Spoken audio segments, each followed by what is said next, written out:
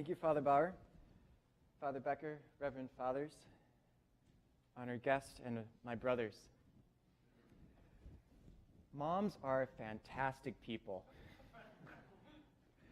I love the mothers in my life, especially my actual mother, and of course, everyone's mother, Mary. I first recognized the call to the priesthood around 7 years old, to be specific, around First Communion. I was excited to receive this sacrament, and I didn't think that the host tasted like cardboard or that the wine was disgusting. I couldn't have told you why I wanted to become a priest. It was just what I was going to do when I grew up. And since priests were poor, and I loved to cook, and I loved donuts, every Sunday was going to be Donut Sunday, and I was going to make the donuts. I also loved serving. My mother had to tell me multiple times to stop bugging my pastor to allow me to start serving. I was only 10 years old.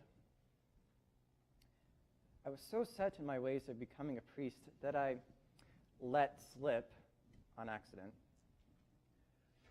In my 5th grade religious education class on Wednesday night, that I was going to become a priest. But that was when I was still in the protected confines of homeschooling.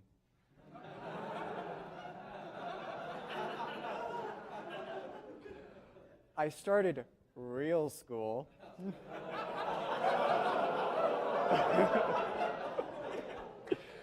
In 6th grade at the local Catholic school system.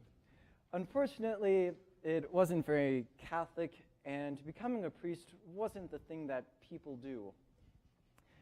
In fact, faith wasn't really the thing that people do. My actual mother could not protect me from this, and so I was left in the hands of Mary. She had quite the job, as I tried to estrange myself very hard from this God-given gift of faith. I had come to realize since then that no matter how hard the mind works or how great it is able to suppress, one cannot successfully estrange oneself from God, our loving Creator. Mama Mary won't let us. In the midst of my prodigal sonship, on a car ride with my mother, I told her that I wanted to become a physicist. She took her time answering. She eventually responded with one of those question statements. So you're not becoming a priest? Mothers have a funny way of asking those questions. I could feel the gut no. I don't think that she believed me. Fast forwarding to sophomore year, I was a grumpy, tired adolescent boy. My mother, or mothers, knew that something was up. She was right. I was very stressed about how awful my plans were going in avoiding God.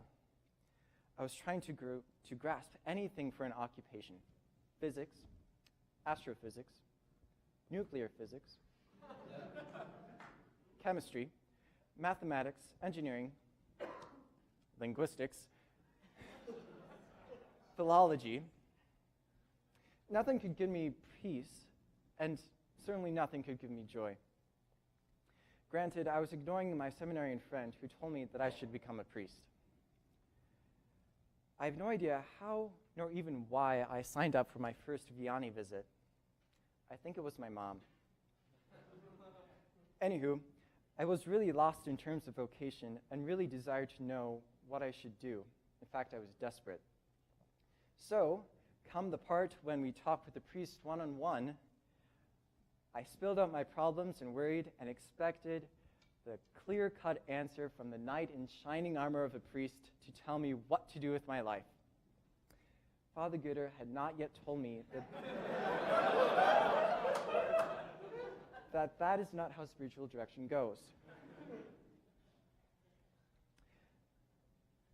Nevertheless, I left that weekend full of a newfound joy and peace that I had never really felt for a long time. However, I still wasn't any more convinced that I should become a priest. But God had planted the seed. The next big event was my first retreat, Again, I have no idea how or why I signed up, and again, I think it was my mother. It was on this retreat that I opened myself up again, as I was when I was a child, to God's will, forgoing the fear not only to be different from everyone else, but from the fear of surrendering something so pricey and so important as my life, that is me, into God's hands. I was tired of being tired. I was done saying no and fatigued from running away. I collapsed into Mary, who carried me to Jesus. And now that I was ready and humbled, God let me know what I should do with my life. Hence, I'm here. But I still had 2 more years of dreaded high school left. For this, God graciously gave me 3 things: the Eucharist, seminary visits and seminarians, and the handmaids of the heart of Jesus. Mass and adoration became more and more frequent, and I relied on them more. As Sean Pullman's friend, St. John Vianney, says,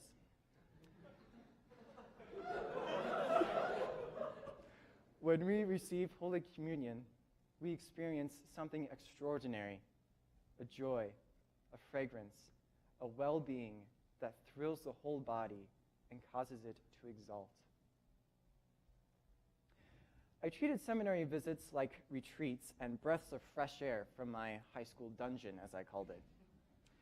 I was so inspired by the seminarians there, their joy, their presence, their witness, their strength, and I wanted to be just like them.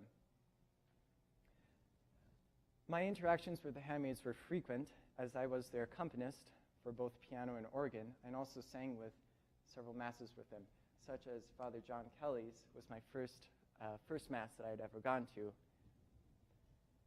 And even though I had much homework, papers, and tests, giving my time and talent to them and receiving their appreciation and encouragement always brought me peace and joy. It was these things that kept me going and gave me peace, joy, and hope. I finally entered SJV after 2 long yet beautiful years. Mary still leads me. In fact, the fun stuff didn't start happening until my consecration to Mary, so be warned, be ready, and be happy. I trust that she will continue to lead me on the way of perfection through the dark night and into paradise to be with her Son. Totus tuus sum Maria. Praise be Jesus Christ. Now and forever.